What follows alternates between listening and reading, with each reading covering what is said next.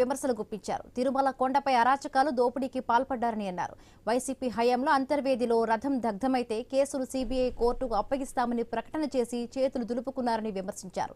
దీనిపై ఒక్క వైసీపీ నేత కూడా మాట్లాడలేదని నాగబాబు ఆగ్రహం వ్యక్తం చేశారు.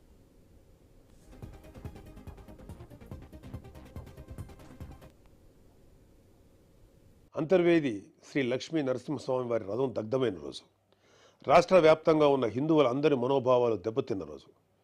అప్పటి వైసీపీ ప్రభుత్వం ప్రతిపక్షాల ఒత్తిడికి తలొగ్గి కేసుని సీబీఐకి అప్పచెప్తామని చెప్పింది. మసిపూసి మారేడికాయ చేయడంలో ఎక్స్పర్ట్స్ అయినటువంటి ఒక్క వైసీపీ నాయకుడైనా దీని మీద మీడియాలో మళ్ళీ మాట్లాడడం చూసారా? టీటీడీ భక్తులకి భగవంతుడిని దూరం చేసిన వైసీపీ పూట గడవని పేదవాడి దగ్గర నుంచి వజ్రాల కిరీటాలు చేయించే కోటీశ్వర్ల వరకు అందరి కోరిక ఒకటే, ఆ కలియుగ దైవమైన వెంకటేశ్వర స్వామి వారి దర్శనం ఏడాదికి ఒకసారైనా చేసుకోవాలని. ఒక సామాన్య భక్తుడు నెల నెలా డబ్బులు కూడబెట్టుకుని మరి ఆయన చూడడానికి కొండ మీదకు వెళ్తాడు. అలాంటి కొండ మీద అకామిడేషన్ ఛార్జీలు మీరు ఒక్కసారి ఎలా పెంచుతారు? నందకం, పాంచజన్యం, కౌస్తుభం, ఒకలామాత గెస్ట్ హౌసుల్లో 500కి దొరికే రూమ్ని 1000కి ఎలా పెంచారు?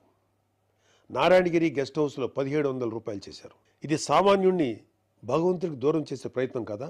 నువ్వు ఎవరిని, అదే ఏం మాఫియాని సంతోషపెట్టడానికి ఇది చేసావో అర్థం కారంత అమాయకులు అనుకుంటున్నావా ప్రజలు? దర్శనాలు సేవలు అయితే ఇంకా దారుణం.